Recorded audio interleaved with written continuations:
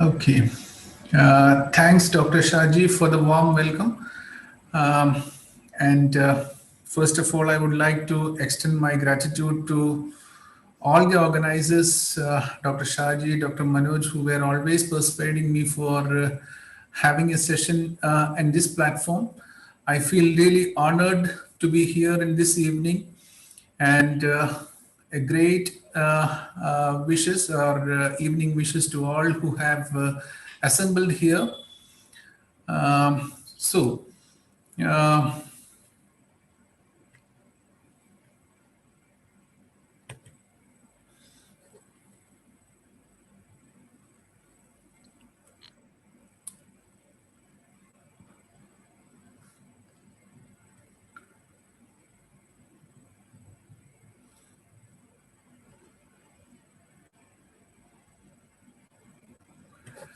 so,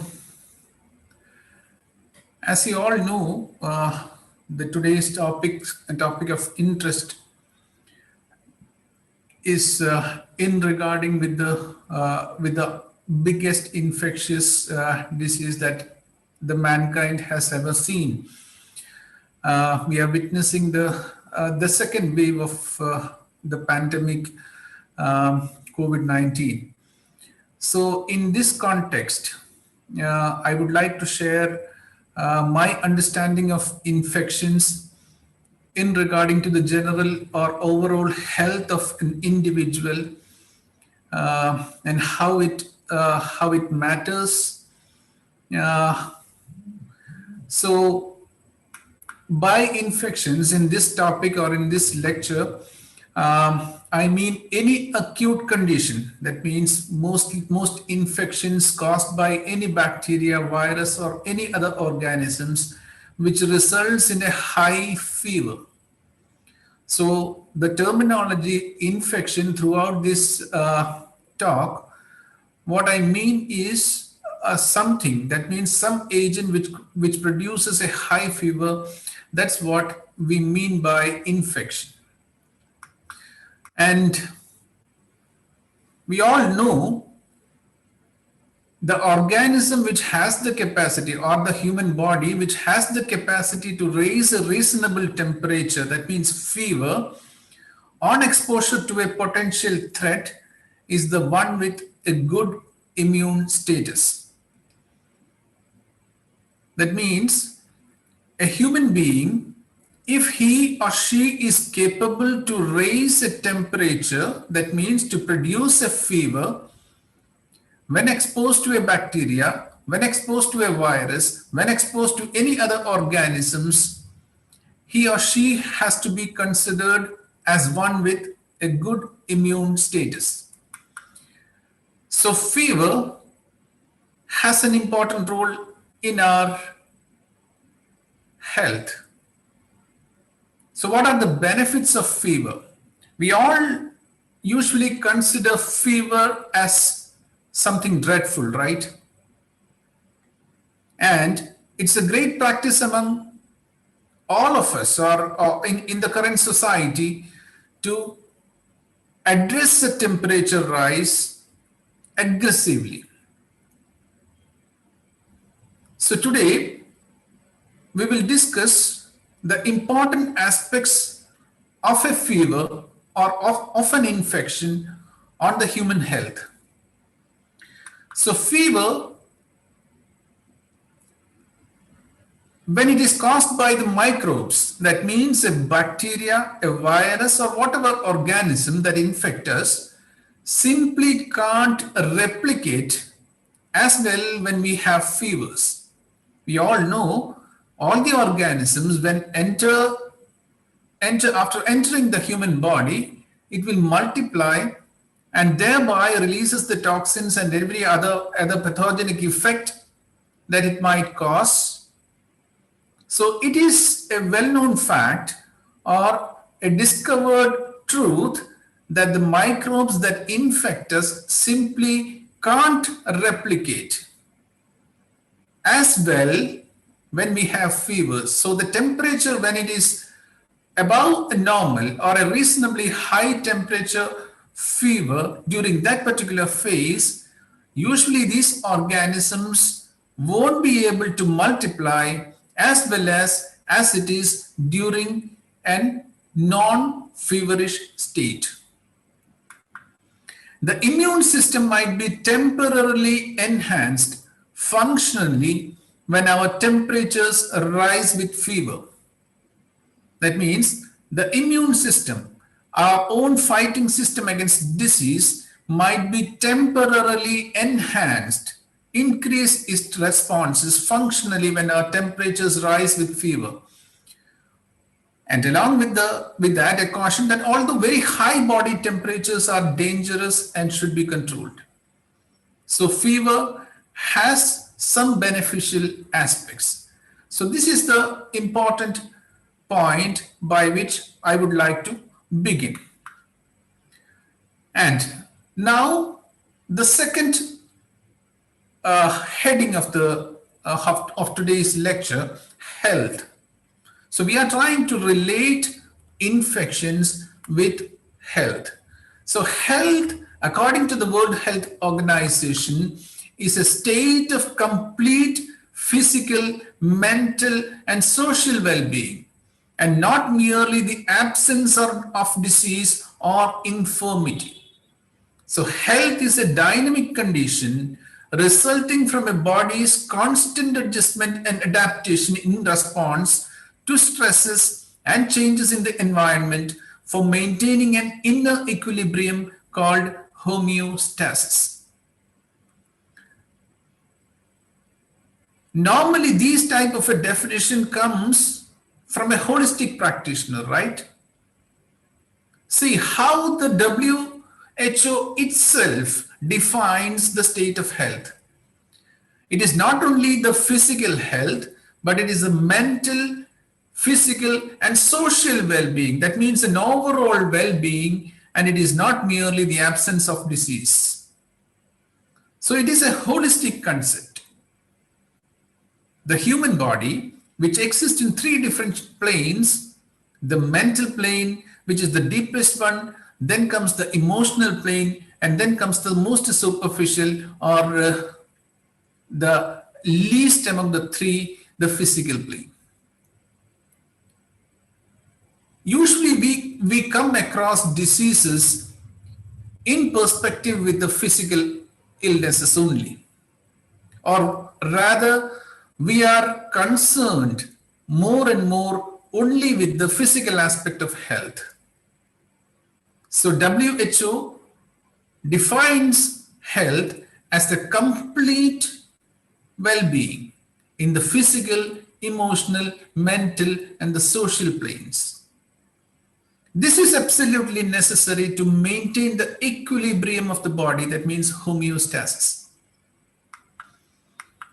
So the physical health, according to WHO, it is a state of well-being when all the internal and external body parts, organs, tissues, and cells can function properly as they are supposed to function. So, since today's topic is something related to the infections, those we should be always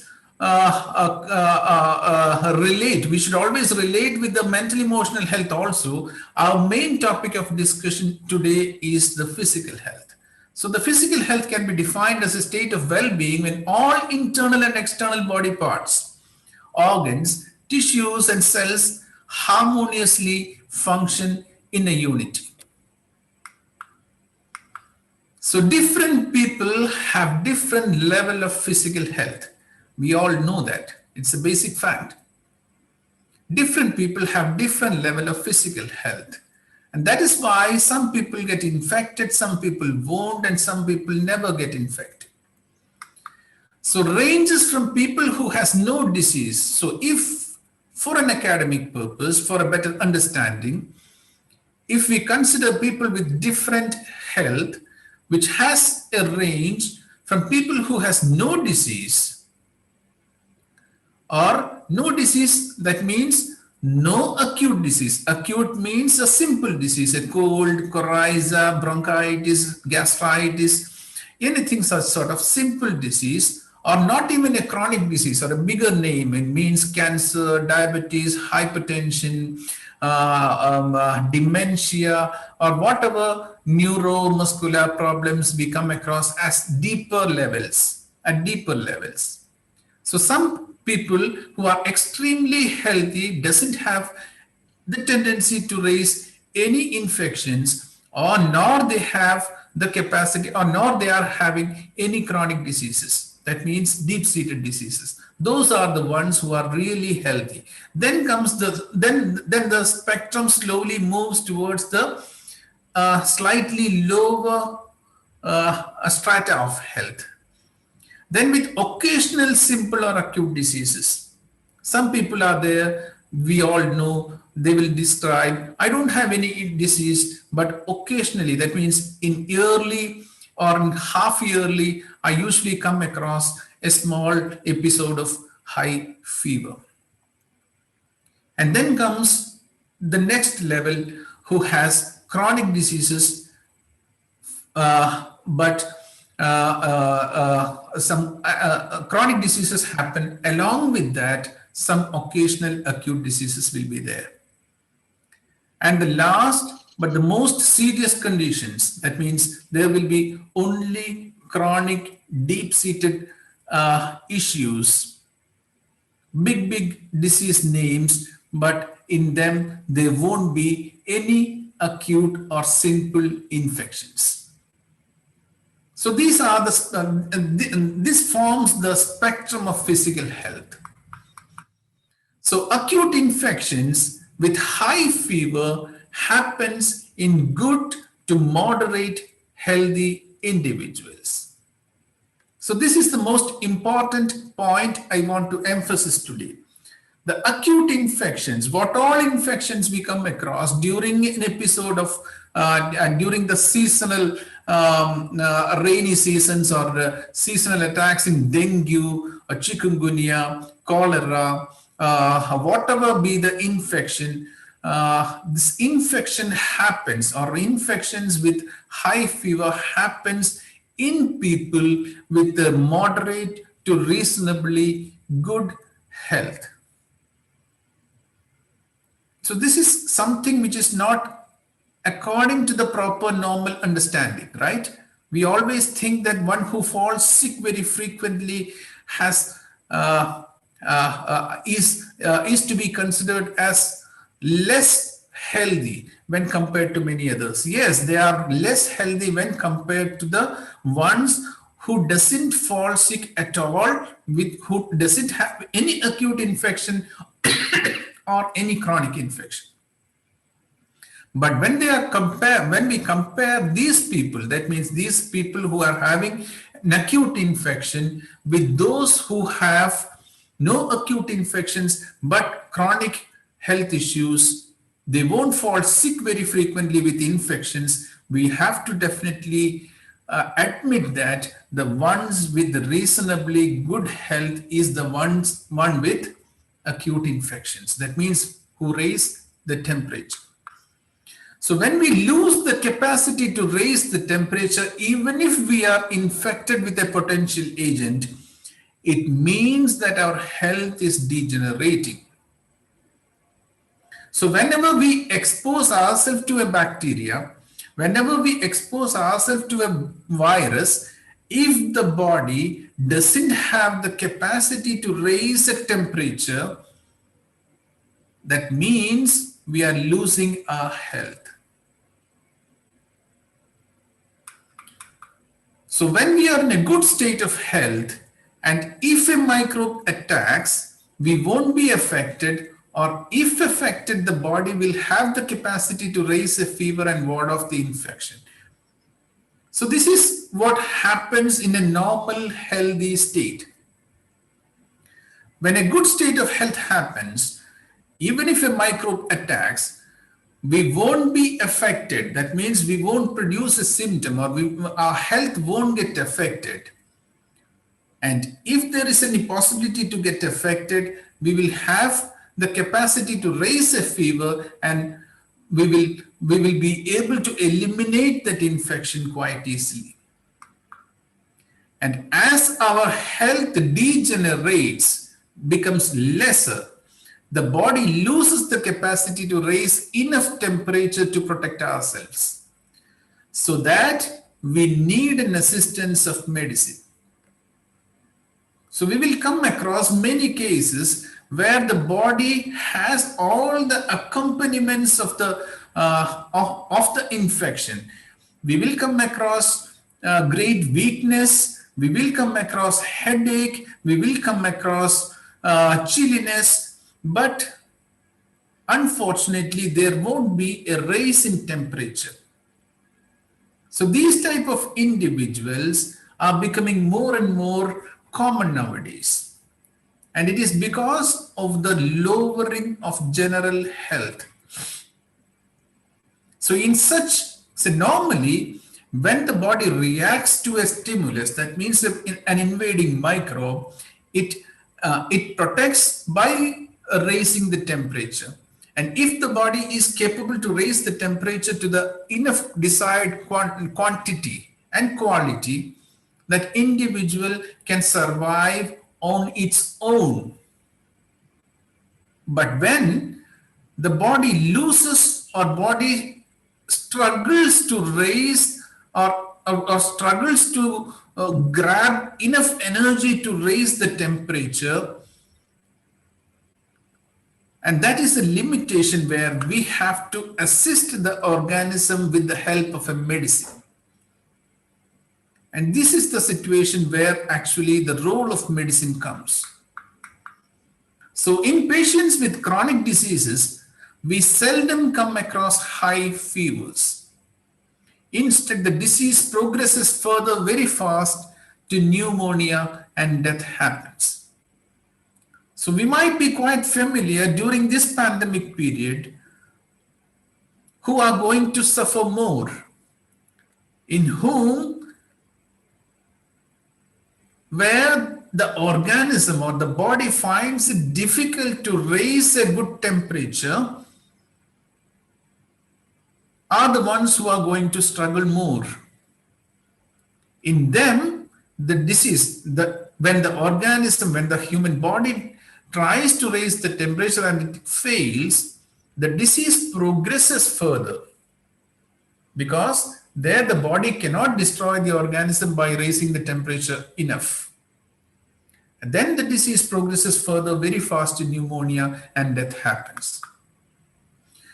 So the people of lower socioeconomic groups with poor hygiene and sanitation, though they are more prone to infectious diseases, the chronic diseases will be less prevalent among them. And when we understand health in this perspective, we will be able to understand why the death toll is much lesser among the lower socio-economic groups. All the farmers or all the people who works in the mud, sludge, and all the impurities and other things are better protected when a serious threat happens. In them, though the infectious diseases, the simple diseases will be there, but the chronic diseases or big diseases will be really less in them.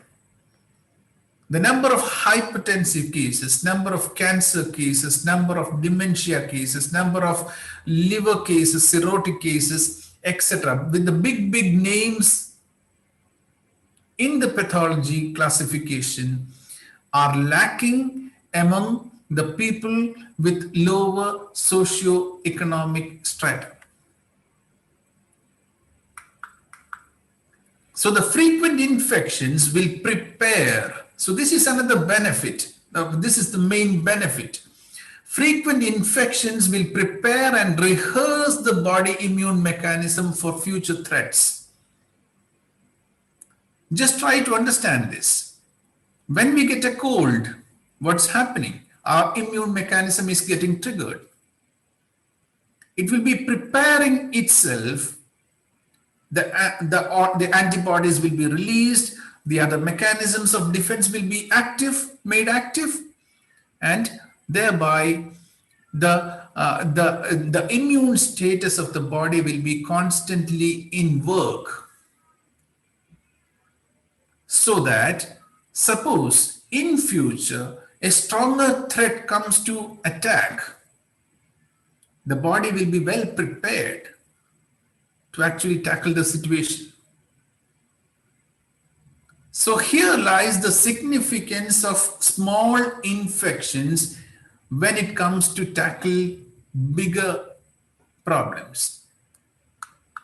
So when a bigger potential threat happens, the organism will be in a better state of preparation to counterattack. So this is exactly the reason why the COVID is more deadly among the affluent society and the poor slum people are spared. We all must be astonished by the fact the slums in the Mumbai, when first cases were reported in Mumbai slums, right?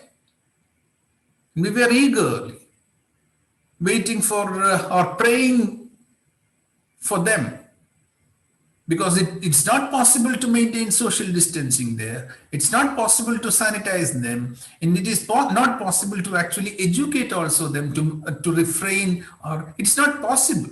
It is impossible to think. Then also, much of a calamity didn't happen there. Why? Because of the basic good health these type of people enjoys. Though they will fall sick very frequently with infections, of course, cholera can spread like anything in such an atmosphere.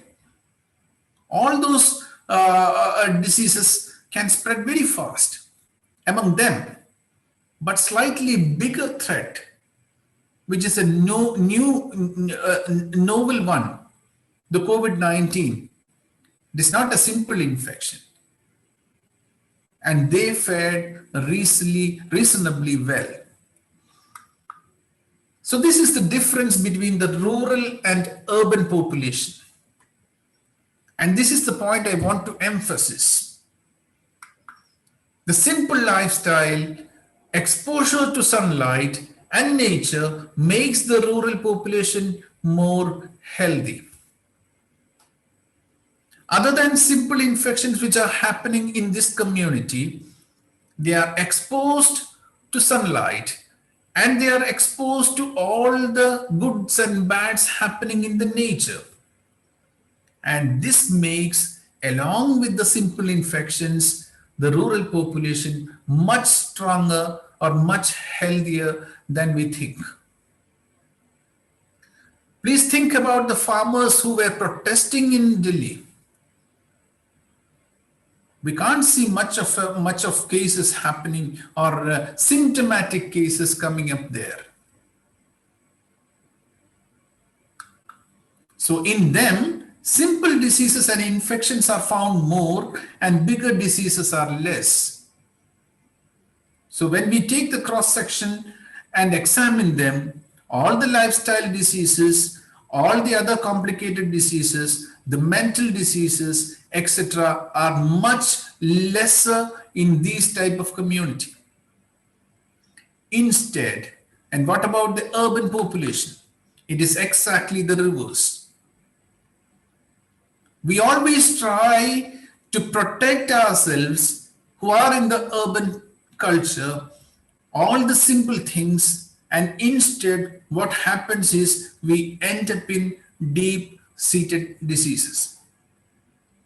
We all know the diabetes is rising like anything. Cancer is rising like anything. The dementia cases are rising like anything among the urban population. So as the health descends down from the simple planes in the physical level to the deeper planes on the physical level and towards the mental emotional plane, we are becoming more and more sicker. So this is why the COVID cases are more in urban or semi-urban population. This is why the slums in the Mumbai fared well in fighting COVID. So I think by this, all must be getting a small idea about the realities in the health scenario that is happening around us. Now, coming to the treatment part of infections, we always have a great urgency, or we always show a great urgency to treat infections. Yes, infections can be deadly if not treated properly. Yes, of course. But people with good health or those who has high fever during the disease course respond better to the treatment. This is the highlight. People with good health will react to the infections also well, producing a high fever or intensity of the symptoms will be more. But the good part here is that they are more responsive to the treatment.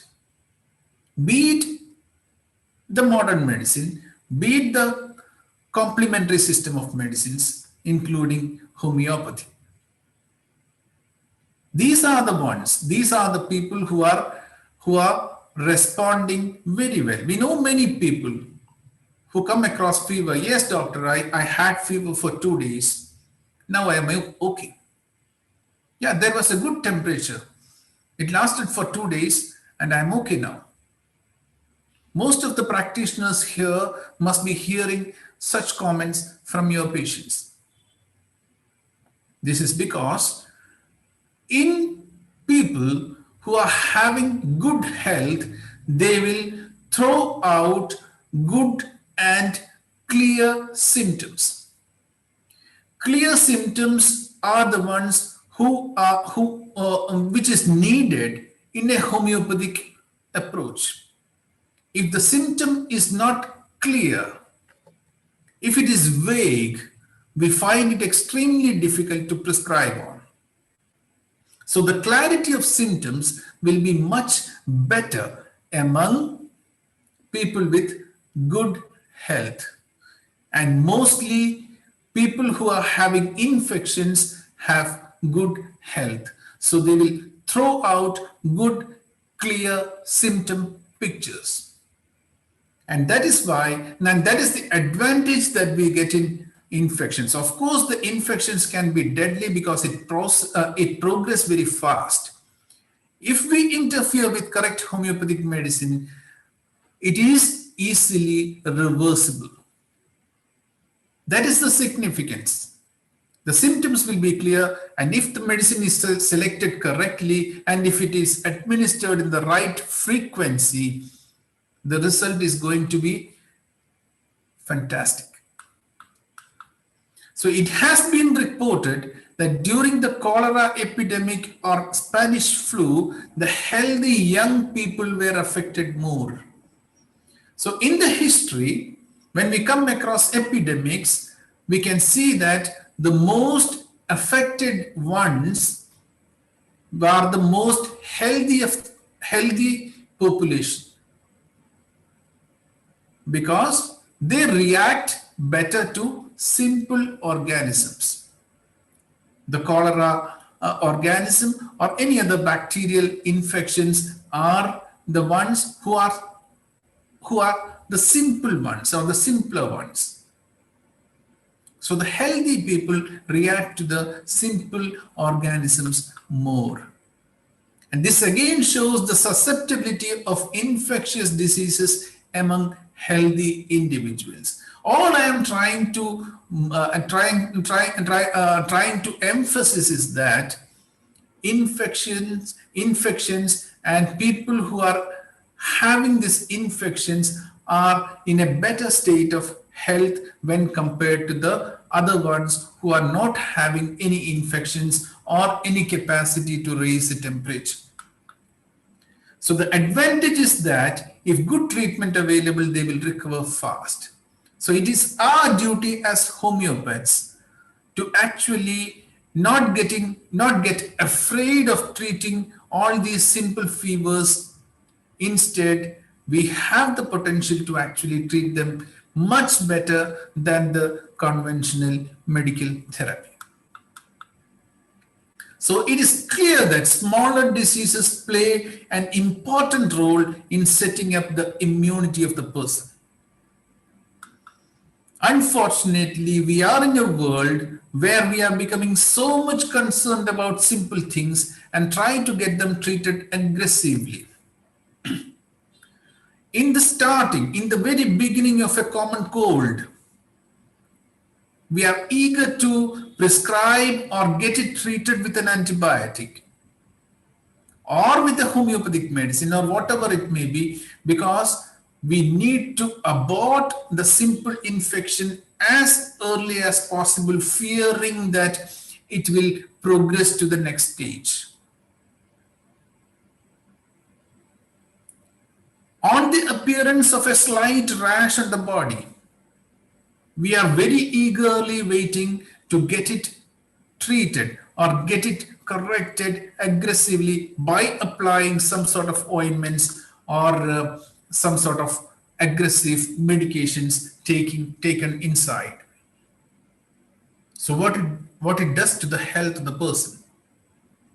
So these are the expressions of the body or the immune status by which the inner health is trying to push things to the peripheral areas.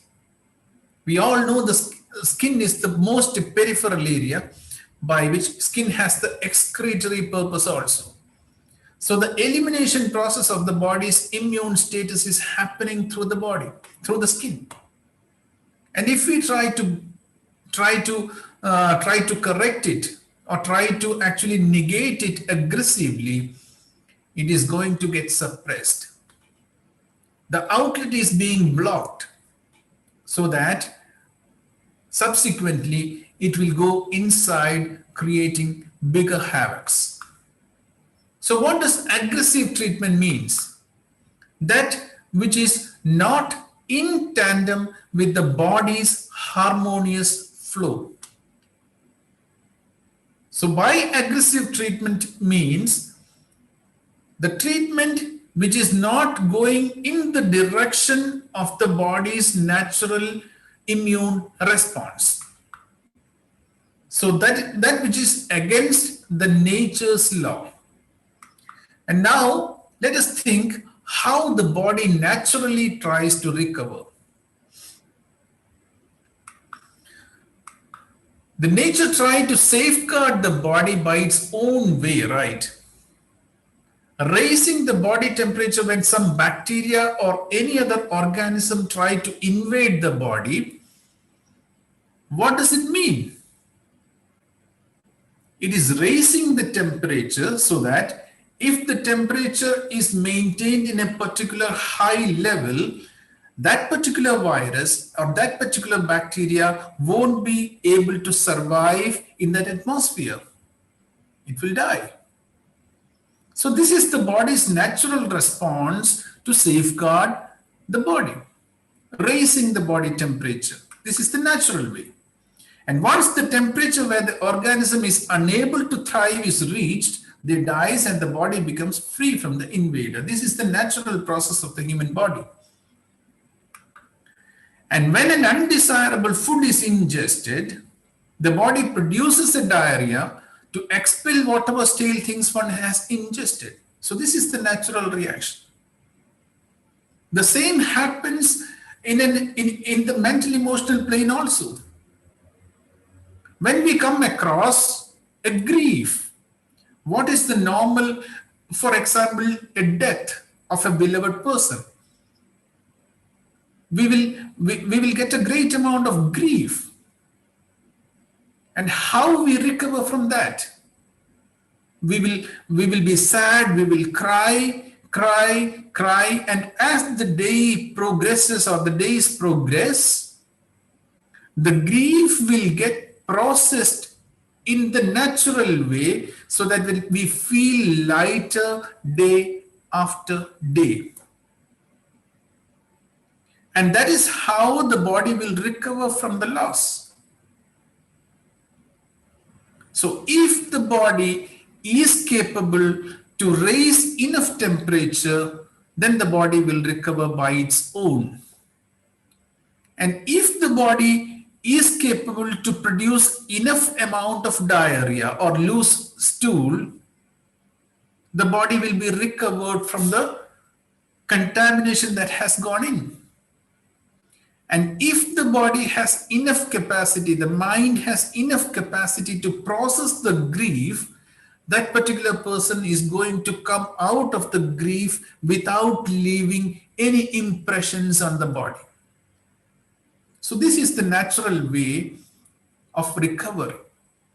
And when the body loses the capacity to raise such a reaction or bring about such a reaction, and it fails to, and when it fails to bring out such a reaction, the body is becoming sick, diseased. So here comes the significance of the treatment, which goes in the same direction as of nature. The conventional medicine, what it does, it has nothing to do with the body's basic reaction, right? It is not at all concerned with how the body tries to recover by itself. Irrespective of that, it will try to bombard the invading microbe using chemicals. And it is least bothered about what is actually happening in the other parts of the body when such an attack happens with the chemicals. So here comes the significance of the treatment, which goes in the same direction as of nature. And that is homeopathy. So homeopathy is a highly systematic method of powerfully stimulating the body's immune mechanism to cure illness. So this is a stimulation that we give with the homeopathic medicine to the immune system to produce the same type of reaction that the body is trying to by which the body is trying to safeguard itself. So it is a kind of thrust or an energy which has been imparted to the immune system, by which the immune system is boosted to raise the temperature a little bit more to the desired effect, or to produce a diarrhea to the little bit more to the desired extent, or it will make the individual cry a little further so that the grief is getting resolved. So this is how homeopathy works. And now everyone should be understanding how homeopathy actually works in tandem with the nature's reaction, the nature's way, the natural way of healing.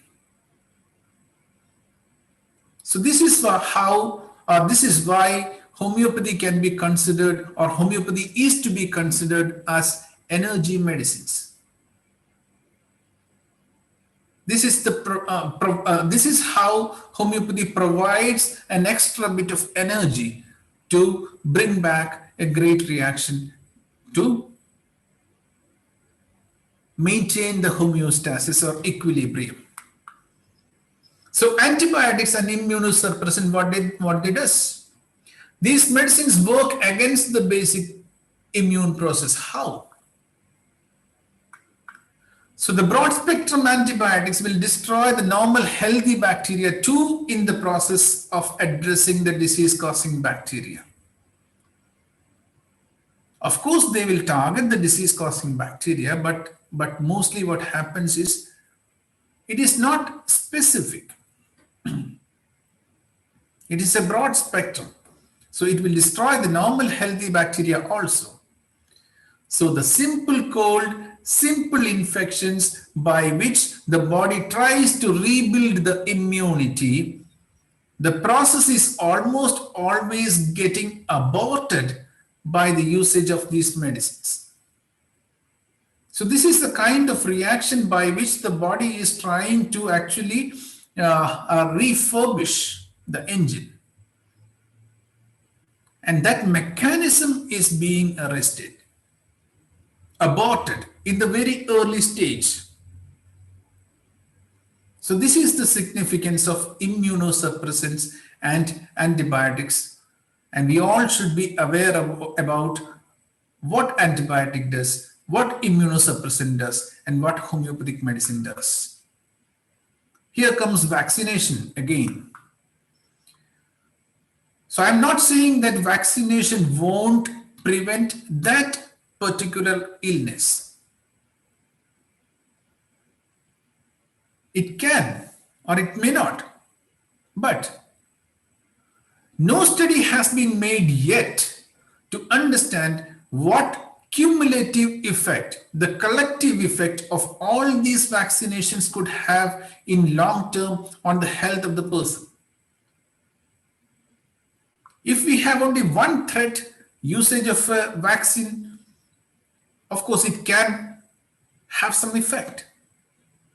But what this whole array of vaccinations, some 20, 25, and it is adding more and more, what impact it has on the human body collectively, or the cumulative effect, has not been studied yet. And by preventing simple infections, this is my point. We have vaccines for measles, we have vaccines for mumps, we have for hepatitis, and we are aggressively trying to manage chickenpox also. How pathetic it is. All these simple infections, which are the ones or are the potential ones that can bring out a high temperature in an individual. So by that, what we are doing harm to the organism by not giving it enough opportunities to have a dress rehearsal. You all know, to play or to portray a role well during a play, we need rehearsals, right? And we are unfortunately losing enough opportunities to have a dress rehearsal. Now coming to the Western population, these Western population where they seldom only allow even a common cold to manifest by frequent administration of flu shots, suffered the maximum mortality with COVID-19. I'm not saying about the number of cases. I'm concerned about the mortality part, which is most in the Western population. In Europe, in America, in Britain, why it was more? One reason could be this. And we have to study well these type of aspects also. They are taking flu shots every 3 months. What they are actually doing. And the body becomes unaware about, or body actually forgets to react, how to react to an influenza virus or to a similar threat. So this is the difference. And the underdeveloped nations who are so-called less privileged, underdeveloped means they are less privileged, they are not being extensively vaccinated, their healthcare facilities are minimal, they are not being extensively treated with antibiotics. And these nations fared reasonably well in the COVID-19 infection scenario. In India, we also, when we come across the states where it is more infected, where the death toll is more, we can see the same difference. So I'm not saying that the development brings about the downfall. Instead, I am saying that it's a collective problem. Influence of the drugs, the type of food, the type of hygiene, the type of approach when we have simple diseases. This all makes the scenario like this.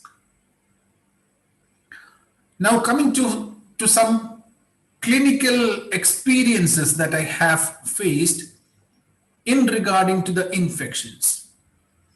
Last week, I received a message from one of my doctors, junior doctors, and it says, hey, so I have a patient of allergic rhinitis, that means recurrent or sneezing, continuous constant sneezing since many years, who has been on Allegra, that means an allopathic tablet and anti-allergent, every alternate day. I started him on sepia. Sepia is the homeopathic medicine. And after that, he said the frequency of using Allegra came down. And then he develops COVID. And he didn't tell me that. He was out of touch for 2 months. And then he called me saying, since COVID, his allergy symptoms have all disappeared. So, doctor, what is your take on that? So I told her, your remedy selection, your medicine selection, the sepia was correct. And by that, his basic health was improving, has improved, so that his sneezing episodes were coming down, and then he reached to such a state when he developed COVID. And on inquiry, this doctor confirmed that during COVID, he raised a very high temperature. So the body was brought to such a state of health where it was capable to produce a high fever, and that resulted, of course, he was healthy enough to withstand the COVID infection, and subsequently the acute infection of COVID subsided, and along with that, it brought a great change on his chronic health condition. This is one experience. In another experience, an autistic child patient of mine who used to be very aggressive and sleepless during the course of treatment developed an acute diarrhea and vomiting with high fever. Not in the initial phases, after say 6 months or 8 months of medication and patient waiting, this happened. Developed an acute diarrhea and vomiting with high fever. And after the infection subsided, the child became really mild and started sleeping normally. See, the change happened in the deeper illness. The sleep, which is a great basic necessity of the human body to survive, which was affected.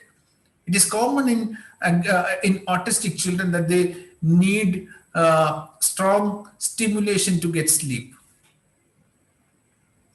Often they use tranquilizers to make these children calmer and sleep properly.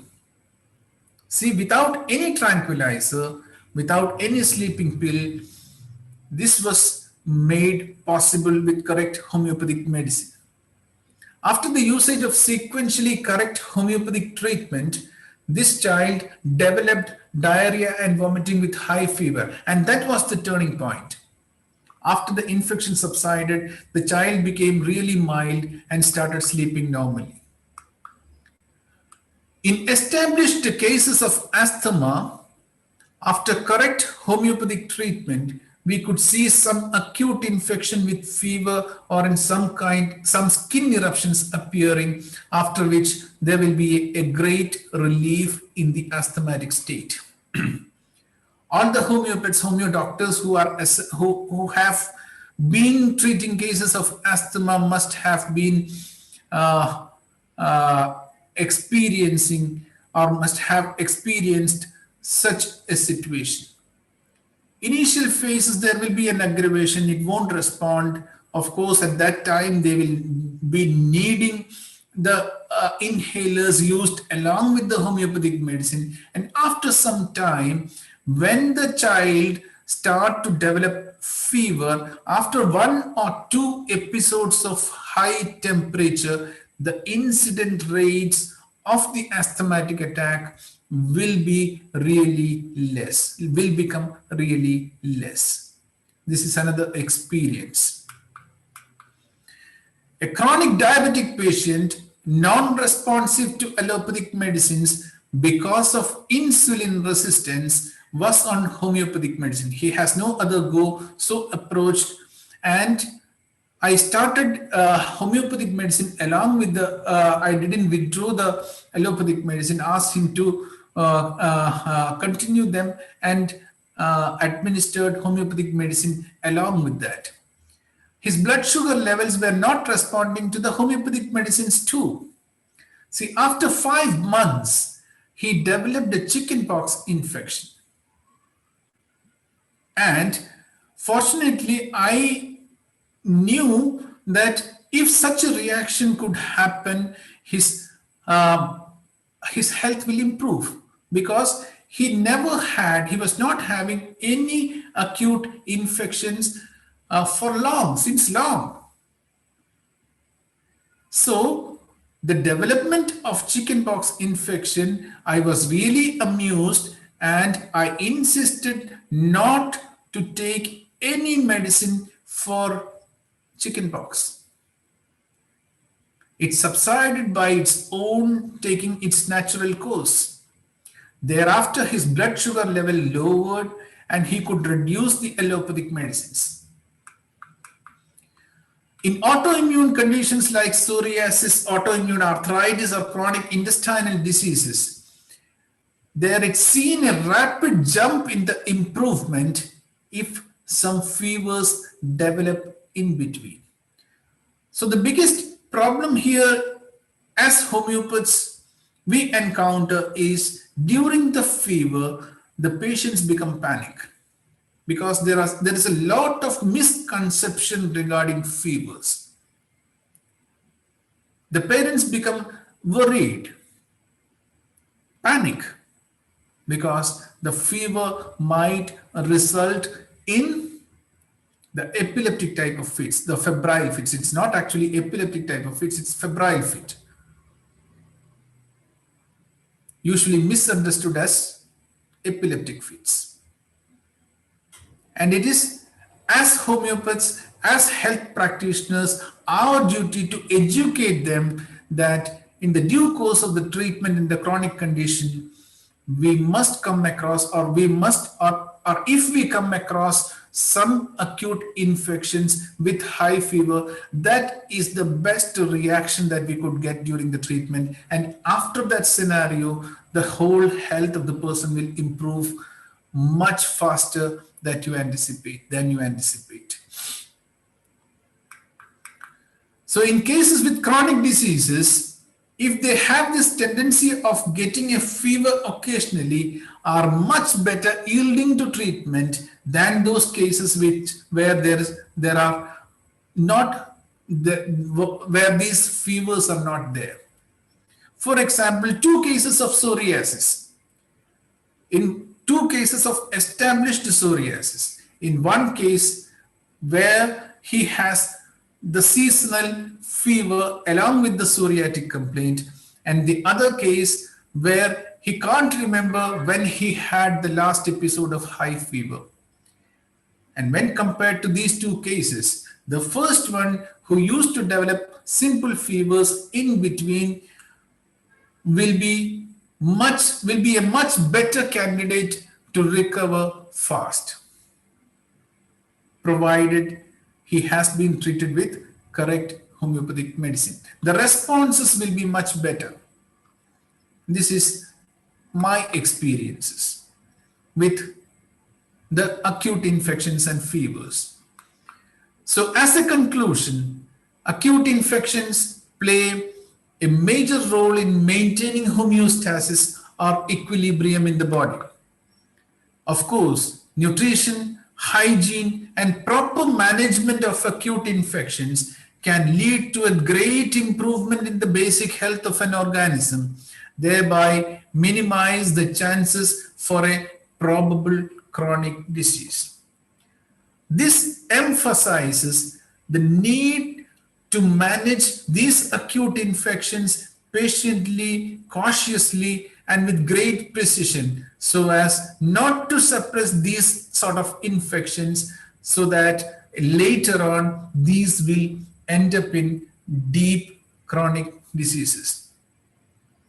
And by understanding this properly, we will be able to understand why the deep-seated diseases are becoming more and more in the society,